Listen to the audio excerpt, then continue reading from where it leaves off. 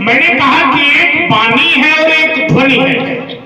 ध्वनि की अपनी विशेषता है, अपनी विशिष्टता है, लेकिन वाणी सहज है, वाणी स्वाभाविक है। लेकिन जो वाणी, जिस वाणी को, जय जयकार की वाणी को तुम ध्वनि के समान रखना चाहते हो, उसे मैं स्वीकार नहीं करता, क्योंकि मैंने प्रमाण दिया था भरे भुवन घोर कठोर रबर विभाज कजी मार्ग चले, ये विशेषता जय जयकार की ध्वनि में नहीं है। और अगर ये जानना चाहते हो कि परशुराम जी ने नहीं सुनी, तो इसमें परशुराम जी की चूक है, परशुराम जी को सुन लेनी चाहिए।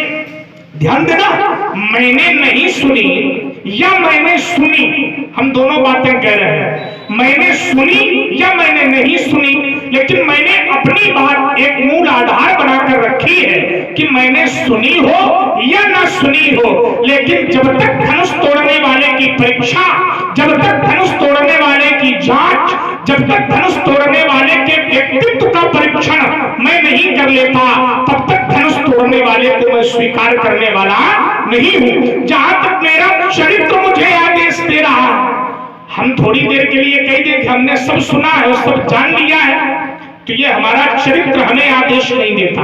यद्यपि मानस में संकेत बहुत कुछ है, पूछत जान अजान जिम इत्यादि बहुत कुछ आया है, लेकिन मैं चरित्र के साथ खेल नहीं करूंगा। इसलिए मैं यही कह रहा हूं कि मैंने जय जयकार की ध्वनि नहीं सुनी।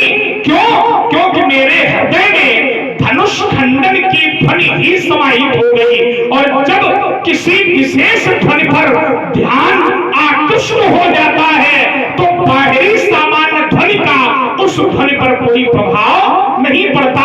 ये मेरा अपना निर्णय है, कोई क्या मानता है, कोई क्या जानता है, इससे मुझे मतलब नहीं, लेकिन मेरा निर्णय ये है कि जैसे ही धनुष टूटने की ध्वनि को मैंने सुना, तो मेरे हृदय में धनुष टूटने की ध्वनि व्याप्त हो गई। अब जब धनुष टूटने की व्याप्त हो गई ध्वनि, तब मैं महेंद्राचल से चला। ध्यान देना, अब इसको हमें अपना पूरा कर्तव्य बताना पड़ेगा, तब ये समझ पाएगा। इतना समझदार कहां, समझाना पड़ेगा। और जब मैं वहां से चला, तो परशुराम की गति क्या है? तो आचार्य कहते हैं मनो अनिल जो परिचक्र सूदना। परशुराम की जो गति है वो मन के समान है। कैसी है? मन के समान गति है। अब जब किसी की मन के समान गति है, और जैसे ही धनुष का टूटना मैंने सुना, और उस टूटने की ध्वनि को मैंने अपने कर्ण कोहरों के माध्यम से, श्रवण के माध्यम से हृदय में धारण किया, और जैसे ही धारण किया, वैसे ही मन की गति की तरह मैं मिथिला में आया। तो ये कहां प्रमाणित हो पाएगा कि परशुराम ने जय जयकार की भी ध्वनि सुनी? जो मन की गति से चलने वाला है, जो मन वेगी है, मनो अनिल जो परिचक्र सूदना। परशुराम की गति मानसिक गति है, मन की गति की तरह परशुराम चलते हैं। तो जब धनुष के टूटने की ध्वनि को सुनकर मन की गति से मैं मिथिला में आया, तो मार्ग में किसी भी, कोई भी ध्वनि का परशुराम पर किसी भी प्रकार का कोई प्रभाव नहीं है। अब ये बलात् तुम कहो कि परशुराम जी सुने हैं, लेकिन फिर भी स्वीकार नहीं कर रहे, नहीं सुने हैं, ये चूक है, तो तुम्हारा अपना मुख है, तुम कुछ भी कहो, उससे हमें कोई प्रयोजन नहीं है। लेकिन मेरी बात ये है कि मनो अनिल जो ऊपर चक्र सूदना, मैं मन की गति से अपने महेंद्रगिरी पर्वत से यहाँ पर आया हूँ, मिथिला में आया हूँ, और इस बीच में मन की गति में किसी भी प्रकार की कोई ध्वनि जय जयकार की मुझे सुनाई नहीं दी। अब नहीं दी तो नहीं दी, अब तुम जबरदस्ती सुनवाओ तो बात अलग है, लेकिन मैंने नहीं सुनी। ये मेरा अपना एकाकी निर्णय है। अस्तु विचार कर बोलो। बहुत बढ़िया। अगर चूक हो जाए तो मानने में कोई बुराई नहीं है। अरे कभी आपकी 20 हमारी 19, आपकी 18 हमारी 16, कभी आपकी 16 हमारी नहीं, ये इसका क्या मतलब है? चूक हुई कहानी बताओ। अगर चूक हो जाए, ये कहने से पंडित जी, ये स्वभाव आपका है नहीं। चूक कहाँ हुई? और आपका बल, आपका जो व्यवहार, सब कुछ ठीक है। अगर आप खिसियाने लगे तो गलत हो जाएगा। अब ये देखिए महाराज, थोड़ा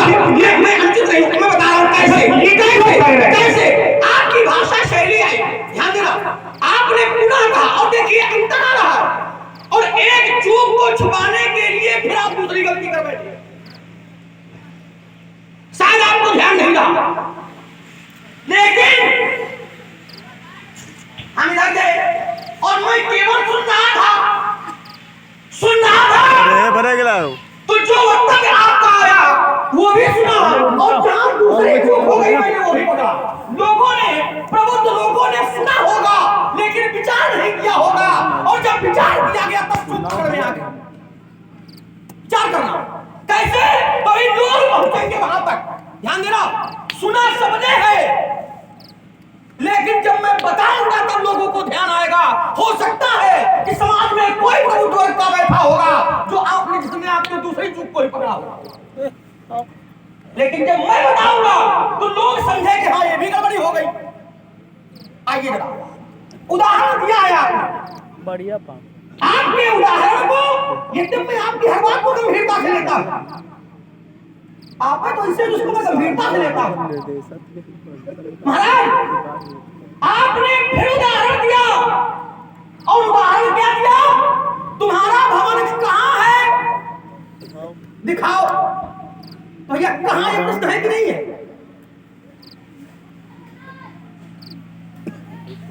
वही है। अच्छा कोई कह दे, जैसे व्यास महाराज कोई कहे कि मैं दर्शन करना चाहता हूं, मुझे दर्शन दो, दर्शन दो। क्या है वो, आप लोग व्यास महाराज दर्शन दो भगवान नाथ मोरी अखिया प्यासी रे, इसमें प्रश्न कहां है? हमने ऐसे थोड़ी गंभीरता से नहीं, हमने ऐसे ही पूछा। ये ना अब ये दर्शन दो आइए, तो मैंने एक शब्द नहीं दिया था, अगर केवल निर्देश दिया होता। मैंने कहा था कि आपकी ये भाषा, ये निर्देश हो सकती है, ये धमकी हो सकती है, ये चुनौती हो सकती है, किसी रूप में हो सकती है, लेकिन प्रश्न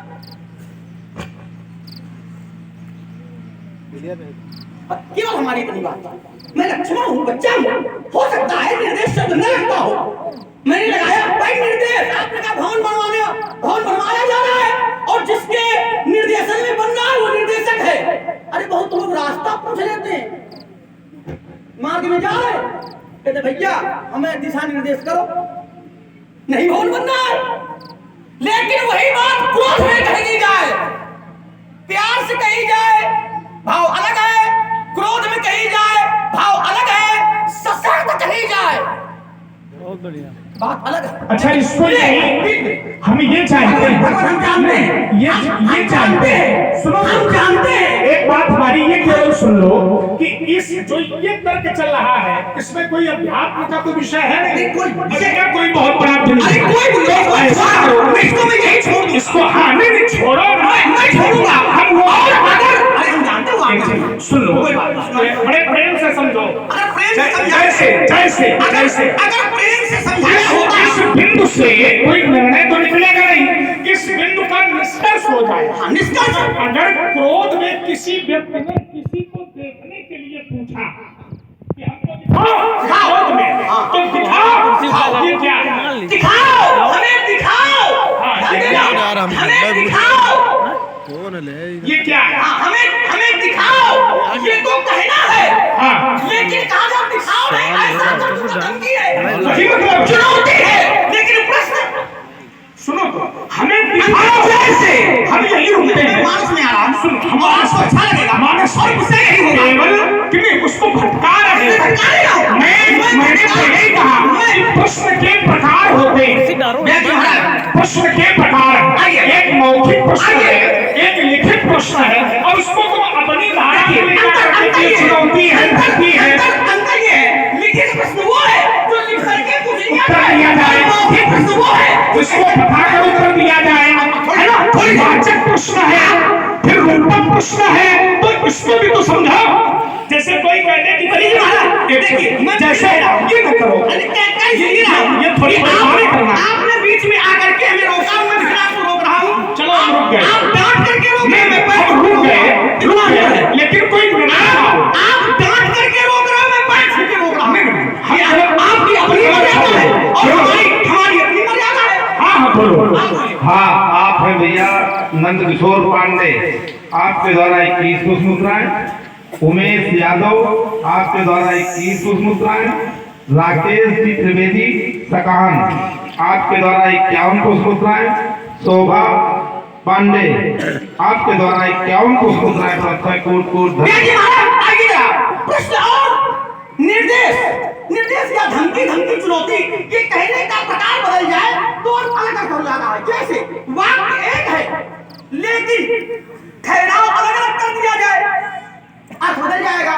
किसी ने कहा लोगों मत जाने दो, शब्द ने लिखा वही है, ठहराव अलग कर दिया गया, लोगों मत जाने दो माने इसको रोक ले, न जाने दो, और लोगों मत जाने दो।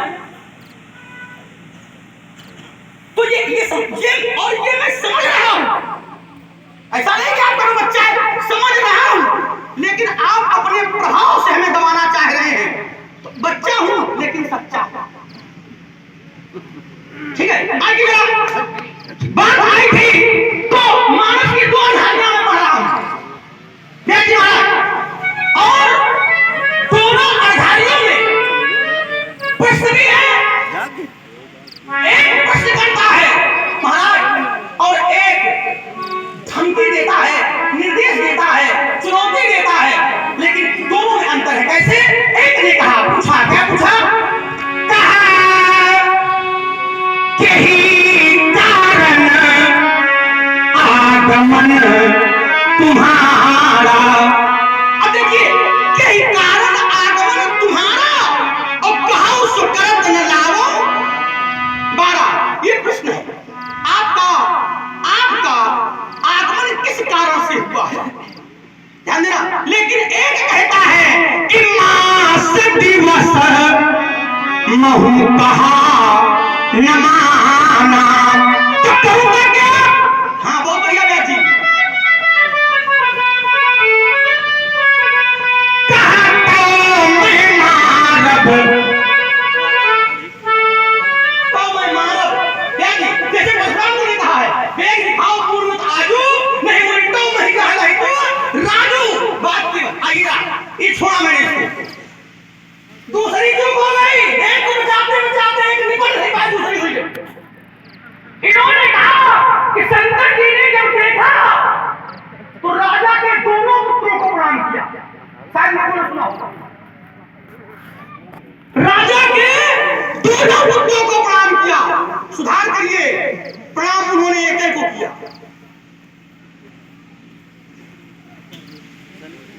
मानस कहते व्यास महाराज, अगर दोनों होते तो लिखा होता सुतन, सुतन, लेकिन सुतन नहीं है क्या? तो कहती है नृप सुतहि और कीन परिणामा। क्या कहा? कहीं सच्चिदानंद पर। भैया सच्चिदानंद शब्द का प्रयोग एक के लिए हुआ कि दोनों के लिए हुआ है? विचार करो, लोगों ने सुना है, एक के लिए प्रयोग किया गया है, वहां दोनों के लिए नहीं किया गया है। और मैया सती को संशय भी एक पर हुआ है, दोनों पर नहीं हुआ। संशय एक पर हुआ है और चर्चा भी प्रारंभ हुई है क्या कि विष्णु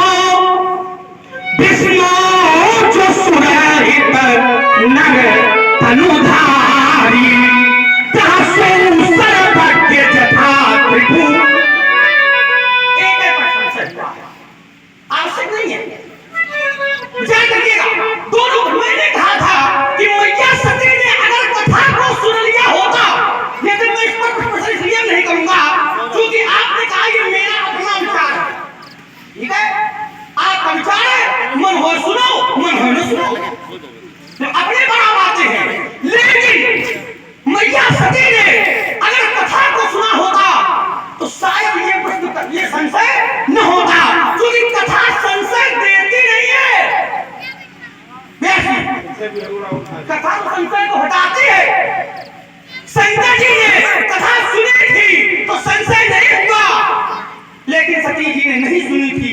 और कथा के लिए तो प्रमाण आता है कि राम कथा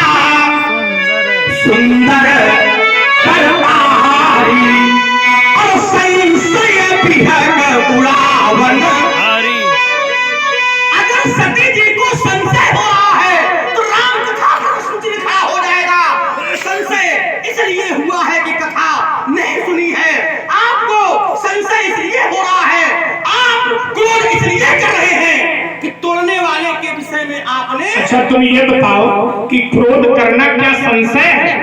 हमने कहा आपको संशय हो रहा है। नहीं, कहाँ संशय? इसलिए मैं संशय शब्द का प्रयोग दे रहा हूँ, वो पहले लिखिए, इसका उत्तर तत्काल। क्योंकि आपको उत्तर किया गया, जैसे भगवान शंकर ने मैया सती को बताया कि ये कौन है, तो उन्होंने नाम नहीं बताया, उन्होंने पहले संबंध बताया। ध्यान देना, नाम बाद में बताया, संबंध पहले बताया, लेकिन मैया सती ने संबंध को भी स्वीकार नहीं किया। आपको नाम नहीं बताया गया, लेकिन संबंध बताया गया, आपने संबंध को स्वीकार नहीं किया। ध्यान देना, अगर सुना होता, पहली बात तो ये तुम सती चरित्र जबरदस्ती सुना रहे हो, ये तुम्हारे स्वभाव की निर्बलता है। और अब जाओ कहाँ? भाई दूसरा रास्ता नहीं है ना, तुम लोगों का एक ही रास्ता है, या तो सती चरित्र, या नारद चरित्र, या स्वयंभू मनोसरूपा चरित्र, बस। अब इसके अलावा दूसरा रास्ता कोई नहीं है। तो करो। इन्होंने उत्तर दिया था, ये कहते बीच में पूरी भड़का देता हूँ। नहीं, जल्दी हो जाओ। हाँ बिल्कुल तत्काल। इन्होंने कहा था मैं मन की गत से चला था और मेरे हृदय में कोई ध्वनि बसी थी। देखिए, मन की गति का उत्तर मन की गति वाले का मैं दे रहा। मन की गति से चलने वाला किसी लक्ष्य को साथ करके जाता है और किसी ध्वनि को, किसी वाणी को अपने हृदय में समाहित करके जाता है, लेकिन मार्ग में ध्वनि आदमी क्या उसे सुनता नहीं है? क्या सुनता नहीं है? अरे महाराज, उस मनोज एवं मारुतुल्य बेगम वाले ने भी सुना है, और प्रमाण सुनने का मैं सुनने से दे रहा हूं। उसने, किसी ने कहा आज सुरन दीन आहारा, तो सुनत वचन का। देखिए, सुनना अब मन की गति से चलते वाला कहाँ की बात, रामचरितमानस में दौड़े घूम रहे हो। मन की गति से चलने वाला, मानस में मन की गति से चलने वाला सुंदर भी हमने समझ लिया जो तुम कहना चाहते हो। अब सुंदरकांड की चौपाई सुनाने लगे, फिर लंका कांड की सुनाने लगे, तुम्हारा कोई आधार नहीं बन पा रहा जहां उत्तर करें। अब हम परशुराम बनकर यहाँ परशुराम है, नहीं, हम परशुराम है। अब परशुराम हम बने हैं, अब हम सुरसा प्रसंग सुनाने लगे। समझो जरा, इसकी बुद्धिमत्ता देखो। आज सुरन वही दीन आरा, सुनत वचन कहे पवन कुमारा। अब ये प्रसंग तुमने तो प्रश्न कर दिया, तुमने तो तर्क रख दिया, और हमें उसको हल करना है। प्रश्न करने वाले ने केवल प्रश्न कर दिया और हल करने वाला पूरी कथा सुनावे। अब हम तुम्हें सुंदरकांड का पहला दूसरा दोहा सुनावे, तब तुम उसको समझ पाओगे। तो कुछ इस चरित्र के पहले का भी कुछ प्रमाण दिया करो। परशुराम लक्ष्मण संवाद के पहले की क्या चौपाइयां नहीं रही मानस में, कि कथाएं नहीं रही, कि प्रमाण नहीं रहे, लेकिन तुम्हें सुंदरकांड में भागना है, फिर लंका कांड में भागना है, और जो नहीं सुनाना चाहिए वो भी सुना रहे हो। वहां एकाकी दो पर दो की बात है। जिस समय वो मनोज एवं मारुतुल्य बेगम, अब तुमने प्रश्न किया है तो उत्तर देना पड़ेगा। जिस समय वो व्यक्ति अपने कार्य की सिद्ध करने के लिए चला, उसका कार्य क्या है? आदिशक्ति की खोज करना। कार्य के लिए चला तो मार्ग में उसे कोई मिला, और जब मार्ग में कोई मिला तो मार्ग में उसके वचन को सुना, उसकी वाणी को सुना, है ना? कोई मिला। परशुराम को कौन मिला? सुरसा मिली। जाने क्या, कहां तुम्हारी बुद्धि है? कौन सा प्रसंग कहां लेके रख रहे हो? कौन सा प्रसंग कहां से जोड़ रहे हो? परशुराम के चरित्र से सती चरित्र जोड़े दे रहे हो, फिर परशुराम के चरित्र से मनोज एवं मारुतुल्य बेगम को जोड़े दे रहे हो। ये भी ध्यान रखो कि हमें कौन सा चरित्र संवाद में प्रयोग करना है। ये थोड़ी है कि मौका मिले सुंदरकांड सुनाने लगो, मौका मिले लंका कांड सुनाने लगो, ये नहीं। अगर प्रमाण देना भी है तो प्रमाण जुड़ता हुआ लाओ, तो उसकी शोभा बने, तो हम उसका कुछ उत्तर दें। अब हम इसका क्या उत्तर दें? सुनत वचन कहे पवन कुमारा। आगे वाली चौपाई पढ़े, राम काज कर फिर मैं आऊं, सीता कई सुन प्रभु सुनाओ, तब तक बगैर बैठियों आई, सत्य कहो बोल जान दे माई। जब मैं ये सुनाऊं ये आप कर रहे हैं। नहीं, हम ये करना पड़ता है, इसलिए करना पड़ता है क्योंकि तुम ऐसा प्रसंग देते हो। भाई कोई प्रसंग को दो जिस प्रसंग में सामने वाले को बोलने का आधार हो, सामने वाले को बोलने का अवसर मिले। अब तुम सीधे पहुंच गए सुंदरकांड में, सुनत वचन कह पवन कुमारा, तुमने प्रमाण को दे दिया। अब उस प्रमाण को काटने के लिए हमें ऊपर नीचे की अर्धारियां पढ़नी पड़ेंगी कि नहीं? और जब पढ़नी पड़ेगी तो हमारे चरित्र की मर्यादा का हनन होगा। तो कोई दूसरी कथा सुना करके अपना प्रमाण लाओ। तुम ये भी सुना सकते थे। देखो एक पुष्पमानस में हुआ, जब तुम लोग मिथिला में आए, इसीलिए चरित्र का, लेकिन अब क्या करें, दोष उन महात्माओं का है जिन महात्माओं के साथ रहते हो, उनकी संगति में ये सब आया है कि कोई भरत चरित्र सुना रहा है, कोई चित्रकूट की महिमा सुना रहा है। ऐसे लोगों के साथ रहते हो तभी ऐसा प्रभाव पड़ा। और अगर न रहते होते तो प्रभाव नहीं पड़ता। देखो मैं प्रमाण दे रहा हूँ, जब समय तुम लोग मिथिला में आए तो मानस में भविष्य की बात ना करो, भूत की बात कर सकते हो। हाँ, और एक बात है, और एक बात संचालक महोदय, परशुराम को ये भी अधिकार नहीं है कि वो कई अवसर के पहले का कोई चरित्र लक्ष्मण को बता दे। बहुत हम नहीं जानते सुरत वचन का पवन कुमार। हाँ, हम नहीं जानते। बहुत सुंदर संवाद आप लोग देख रहे हैं और सुन रहे हैं, इसी से प्रभावित हुए हैं हमारे भैया राम खिलावन जी पूर्व प्रधान। आपके द्वारा 101 पुष्प मुद्राएं, शिवम तिवारी गिरसिंहपुर आपके द्वारा 51 पुष्प मुद्राएं, अंकित मिश्रा आपके द्वारा 21 पुष्प मुद्राएं, प्रेम शंकर जी तिवारी ग्राम पूरा आपके द्वारा 101 पुष्प मुद्राएं, और हमारी